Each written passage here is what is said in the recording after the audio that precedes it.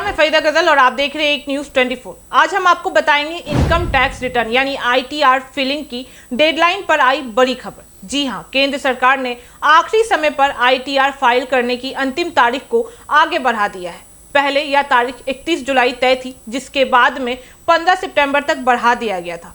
लेकिन अब खबर आई है देर रात को और अहम फैसला लेते हुए सरकार ने इसे बढ़ाकर 16 सितंबर 2025 कर दिया है। अब आपके मन में सवाल उठ रहा होगा कि आखिर आधी रात को यह फैसला क्यों लिया गया, इसकी क्या वजह रही है और इसका क्या आम कार्यकर्ताओं पर क्या असर होगा। तो आइए विस्तार से जानते हैं इस पूरे मामले को। दरअसल जब 15 सितंबर को रात डेडलाइन नजदीक आई, तब लाखों करदाताओं और चार्टर्ड अकाउंटेंट पोर्टल पर एक साथ लॉगिन कर आईटीआर फाइल करने की कोशिश करने लगे। इससे income tax e filing portal पर दबाव अचानक बहुत ज़्यादा बढ़ गया। कई लोगों को लॉगिन करने में दिक्कत हुई, कई बार वेबसाइट डाउन हो गई और फॉर्म भरते समय तकनीकी खामियां सामने आई। इस वजह से हजारों कार्यकर्ता अंतिम समय तक भी अपने रिटर्न दाखिल नहीं कर पाए थे। कार्यकर्ताओं और टैक्स प्रोफेशनलिस्ट ने सोशल मीडिया पर शिकायतें की और सरकार से समय सीमा की बढ़ाने की अपील भी की। इन परिस्थितियों को देखते हुए केंद्र सरकार ने कार्यकर्ताओं को राहत देने के लिए देर रात यह अहम फैसला लिया है। इसके पीछे एक और बड़ी वजह थी। 15 सितंबर को न सिर्फ आईटीआर की आखिरी फिलिंग की डेट थी, बल्कि उसी दिन एडवांस टैक्स की दूसरी किस्त जमा करने की भी डेडलाइन थी। यानी एक ही दिन को दो बड़े टैक्स संबोधित करने के पूरे मामले किए गए। यही कारण है कि पोर्टल पर एक साथ बहुत ज़्यादा टैरिफ आया है और सर्वर ओवरलोड हो चुका है। यही वजह रही है कि सीबीडीटी को तुरंत हस्तक्षेप कर एक दिन का अतिरिक्त समय देना पड़ा है। इस दौरान पोर्टल पर देर रात कुछ घंटों के लिए मेंटेनेंस मोड में भी रखा गया था, ताकि तकनीकी गड़बड़ियों को सुधारा जा सके। गौर करने वाली बात यह है कि इस बार आईटीआर फिलिंग का रिकॉर्ड भी बना हुआ है। विभाग के अनुसार अब तक 7.3 करोड़ से ज़्यादा आईटीआर दाखिल किए जा चुके हैं, जो पिछले साल की तुलना में अधिक है।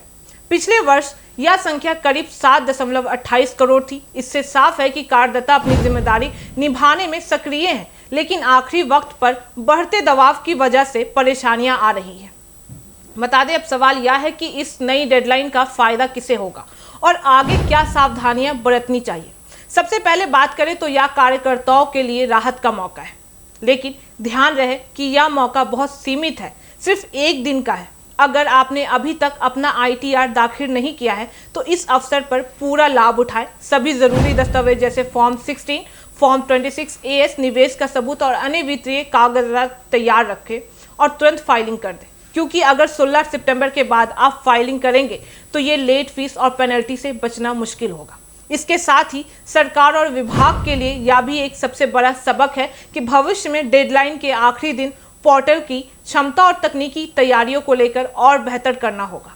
हर साल यही देखा जाता है कि आखिरी दिनों में पोर्टल स्लो हो जाता है और कार्यकर्ता परेशान हो जाते हैं। यदि सिस्टम को और मजबूत किया जाए तो आखिरी वक्त की हड़बड़ी और परेशानियों से बचा जा सकता है।